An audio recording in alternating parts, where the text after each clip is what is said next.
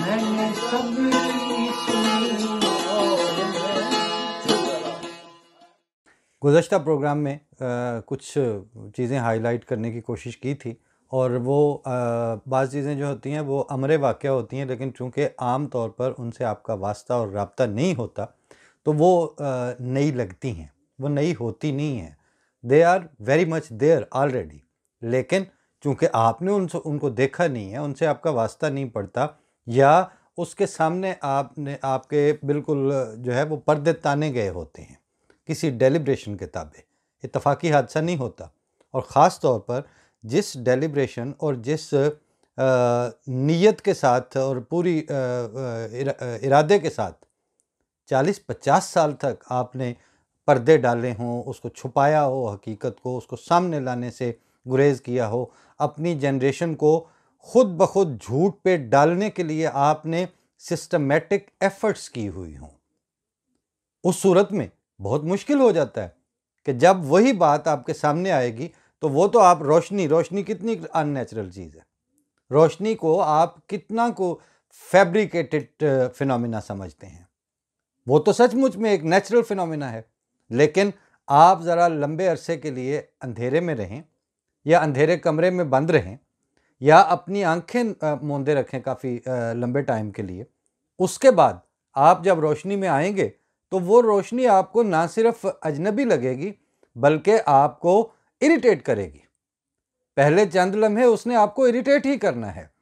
تا وقت ہے کہ جو قدرت نے آپ کو فطری صلاحیت دیکھنے کی دے رکھی ہے، جو آپ کی سچ مچ کی آنکھیں ہیں، جن کو اللہ تعالیٰ نے ہر لحاظ سے ٹیون کیا ہوا ہے حقائق کے ساتھ، وہ جب کچھ دیر اس کے ساتھ سنکرونائز کر جاتی ہے، آپ کی آنکھ کی پتلی، آپ کے پپوٹے، یہ سارا اس کا جھپکنے کا فینومینا نارمل ہو جاتا ہے. اس کے بعد وہ روشنی نہ صرف آپ کو بھلی لگتی ہے بلکہ وہ روشنی آپ کو اسی طرح چیزوں کو زیادہ نکھار کے، زیادہ وضاحت کے ساتھ اور زیادہ ڈیٹیلز میں جا کے دیکھنے کا باعث بن جاتی ہے. وہ آپ کی ہیلپ فل ہو جاتی ہے، آپ کے لیے مددگار ہوتی ہے. بالکل اسی حوالے سے جو پچھلی دفعہ کی ہم نے بات کی تھی کہ آپ کو ایک پوتر نام دے کے، کیونکہ عامت الناس کا جو اس سے تعلق ہوتا ہے، اگر آپ جسٹ اپنے ارد گرد بیٹھے ہوئے کسی وقت مشاہدہ کر لیں، کسی وقت آپ تھوڑا سا جیسے ایک مجلس بیٹھی ہوئی ہے آپ کے 10-15 لوگوں کی، ان میں سے آپ دیانتداری سے پوچھنا شروع کر دیں، آپ کو بہت کم پرسنٹیج ملے گی جو روزانہ قرآن کریم پڑھنے کی عادی ہو. بلکہ یہاں تک کہ خوفناک حد تک اگر آپ اب کے جو اسکول گوئنگ بچے ہیں ان سے آپ جسٹ ناظرہ قرآن کریم کا ہی پوچھ لیں، اور جب ان کا جو لیول اوپر ہوتا جاتا ہے، یا ان کا جو سٹیٹس ہے فائنینشلی، وہ جس بیک گراؤنڈ سے آتے ہیں، وہاں آپ کو اس کا فرق واضح ہوتا چلا جائے گا. پھر آپ کے پاس اگر آپ نے قرآن کریم پڑھ ہی لیا ہے، نماز کسی نہ کسی طرح آپ کو یاد کروا ہی دی گئی ہے، اس سے آپ کا چونکہ روزمرہ واسطہ نہیں ہوتا، وہ روزمرہ واسطہ نہ ہونے سے اس کے ساتھ آپ یعنی بار بار جب آپ کے ذہن سے، آپ کے خیال سے، آپ کی کیفیت سے چیزیں گزرتی ہیں تو وہ اپنے معنی آپ کے مختلف حالتوں میں آپ کے اوپر واضح کرتی ہیں. ورنہ وہ ایک لفظ یا ایک لائن یا ایک آیت بن جائے گی آپ کے لیے. وہ اپنے رنگ تو اس وقت ظاہر کرے گی نا. ہمیں یاد ہے ہمارے ایک دوست کے والد صاحب کی وفات ہوئی تو شام کو ہم جیسے نماز جنازہ ہونی تھی تو مسجد مبارک میں جنازہ تھا، تو ہم ظاہر ہے چونکہ دوست کے والد کی وفات تھی تو ویسے بھی کبھی کبھی جاتے ہی تھے مغرب وہاں پڑھنے کے لیے، لیکن اس دن بطور خاص کے وہاں جنازہ ہے تو سارے آئے ہوئے تھے. اب وہ میرا دوست جو ہے وہ میرے ساتھ ہی کھڑا تھا مغرب کی نماز کے دوران، اور مولوی دوست محمد صاحب شاہد، انہوں نے اس دن شاید اس وجہ سے کہ جنازے کی نماز تھی، اس میں انہوں پتہ تھا کہ میں نے پڑھانا ہے بعد میں، یا ویسے اس دن ان کے انتخاب میں وہ والا حصہ آیا، وہ والی قرآن کریم کے آیات جس میں وہ ہے کہ وَلَنَبْلُوَنَّكُمْ بِشَيْءٍ مِّنَ الْخَوْفِ وَالْجُوعِ وَنَقْصٍ مِّنَ الْأَمْوَالِ وَالثَّمَرَاتِ وَبَشِّرِ الصَّابِرِينَ الَّذِينَ إِذَا أَصَابَتْهُمْ مُصِیبَةٌ قالوا انا للہ و انا الیہ راجعون۔ اس وقت کچھ سسکاریاں سننے کو تو ملیں اس نوجوان کی، لیکن جب کہیں وہ تدفین کے بعد واپس آ رہے تھے تو اس کو چونکہ قرآن شریف آتا تھا، اس کا ترجمہ پتہ تھا، اور پھر یعنی اس کے علم اور ترجمے کے باوجود اس دن اس کی حالت وہ تھی کہ اس کا باپ فوت ہوا تھا۔ اس واقعے اور اس دکھ کے ساتھ جب قرآن شریف کی وہ آیتیں سنکرونائز کیں تو پھر اس نے کہا کہ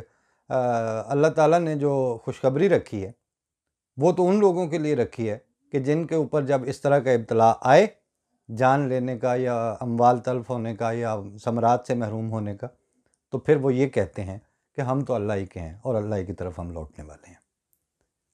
تو وہ جو آپ روزانہ سنتے ہیں انا للہ و انا الیہ راجعون، اس کی حالت کے ساتھ ایک تعلق بنا تو اس کے اندرون تک اس کی تاثیر اتری، اور پھر ایک جیسے ٹھنڈا پانی پڑ جاتا ہے ان کیفیات کے اوپر، اور وہ جلن کم ہوئی، اور اس کو نسبتاً موت کے بعد کرنا تو چپ ہی ہوتا ہے، لیکن وہ جو صبر جمیل ہے وہ تو شروع میں چپ کرنے سے آتا ہے نا۔ کافی دن رونے کے بعد جب آپ میں رونے کی اور جزا فضا کی استطاعت ہی نہ بچے، اس دن کے بعد کہ صبر کو صبر کیا، مطلب صبر جمیل تو بہرحال اس کو نہیں کہیں گے۔ پھر یہ ساری چیزیں جو ہیں آپ کو اگر ختم نبوت اور احمدیوں کو اکٹھا کر کے ان کے خلاف نفرت کے اور سیاسی موبلائزیشن کے ٹول کے طور پر جب آپ خاتم النبیین کے سٹیٹس کو استعمال کرنا شروع کر دیں گے تو آپ کی نظر ان بدنیتی کے ساتھ تانے گئے پردوں کو چیر کر پیچھے جو آن صلی اللہ علیہ وسلم کی شان اور شمائل ہیں ان تک کہاں جائے گی؟ جیسے وہ ہے نا کہ شان حق تیرے شمائل میں نظر آتی ہے، حضرت بانی جماعت احمدیہ کا مصرع ہے، اور اس میں شمائل کا لفظ آیا تو مجھے یہاں پر وہ ریلیونٹ ہے، جیسے میں کل بھی عرض کر رہا تھا کہ ان احمدی حوالوں سے جو شخصیات ہیں ان کے اوپر تو انہوں نے پردے ڈالے، اور پردے ڈالے اپنی بدنیتی کو چھپانے کے لیے کہ ہم نے سیاسی طور پر اور مذہبی جھوٹ کے طور پر جو یہ حرکت کی تھی اس پہ پردے پڑے رہے اس جنریشن کو، جن کے سامنے ان کو ہم نے میڈیا بلیک آؤٹ کر کے ان کو مائنس کر کے سوسائٹی میں سے، بلکہ ان کے اوپر تبر رکھ کر اور ان تک پہنچ کے اور ان سے مکالمے کے اور ان سے گفتگو کے سارے دروازے بند کر کے وہ اپنے جھوٹ کو اسٹیبلش کرنا چاہ رہے تھے۔ لیکن وہ شخصیات نے کیا کام کیے، ان کی فیلنگز کیا تھیں، وہ تو آپ تک نہیں پہنچ پائیں۔